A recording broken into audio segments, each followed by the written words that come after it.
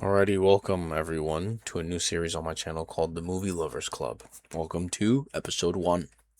Before we jump into it, I'm just going to start off by saying I'm not a professional movie critic, nor do I think I am. I'm just a huge movie lover, making a video so that I can share my thoughts with my community about movies that I've watched. So we're going to go down the list. We're going to go through the good, the bad, and the downright ugly, or the cinematic gold. Okay, so let's start with the good. Ultimately, I gave this movie a 10 out of 10 on IMDB.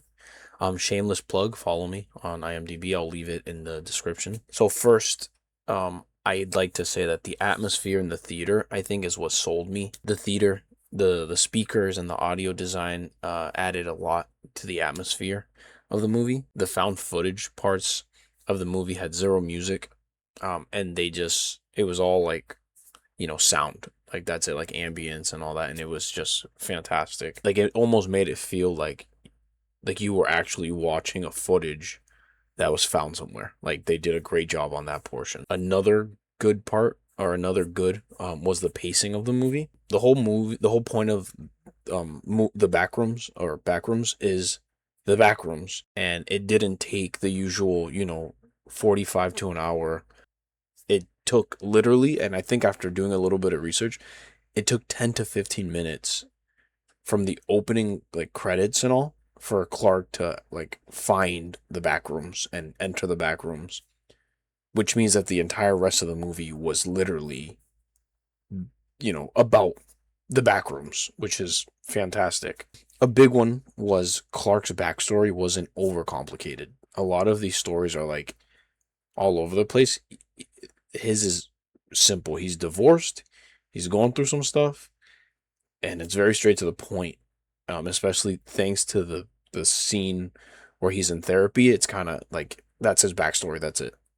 Another good was that I was happy to see that Kane kind of followed his YouTube series and made it bigger. You know what I mean? Like it wasn't just, oh, let's make an entirely different movie. No, he literally like took the mini series that he was making on YouTube and played off of that.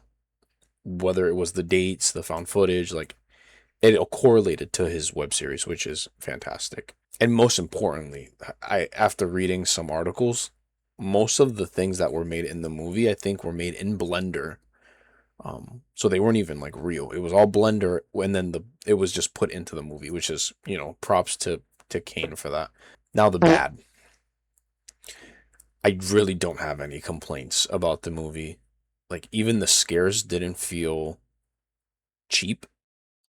Uh, I will say this isn't a movie for people who like to get scared and love jump scares. I believe Penguin Zero said it, that this is a very slow burn, tension building movie, but on purpose.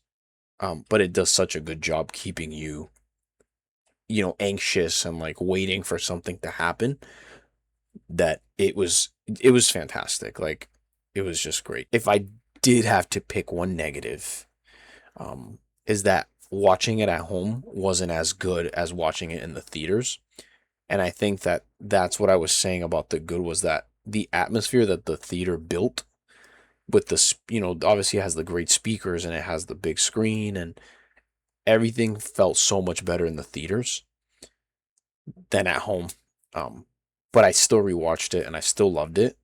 So that just goes to show, how good it really was. And now the downright ugly, or the downright cinematic. So subjectively speaking, again, I enjoyed every single minute of this movie. In the theater with my partner, I was actually covering my mouth the entire time, like just waiting for something to happen. And I've never done that in any movies. Like I've never but that was me the entire time. It was fantastic. To go back to the point of pure tension and slow burning, it's not a loud in your face sort of movie where they're just like there's a bunch of music and you're just like, what the hell is happening? None of that. We're not getting bombarded with like music and sounds and all of this. Like it's very subtle, very like psychological, and it's so good. It felt like we were in the back rooms with Clark the entire time. Like, I mean, the fluorescent bulbs, like you can hear the zzz of the bulbs. You can hear the little creaks when he's walking. Like at one point, it's so quiet. You're just like, what? Like, what's gonna happen? And that tension building was what like I've never seen a movie that built tension like this one, and it was so good. So final rating, 10 out of 10. Alrighty, club members. Well, that's it. Drop your IMDB ratings in the comments right now and tell me, um, what scene got you covering your mouth. Pause. Let's see if anyone disagrees with my 10 out of 10. I'll see you guys next time on Milk.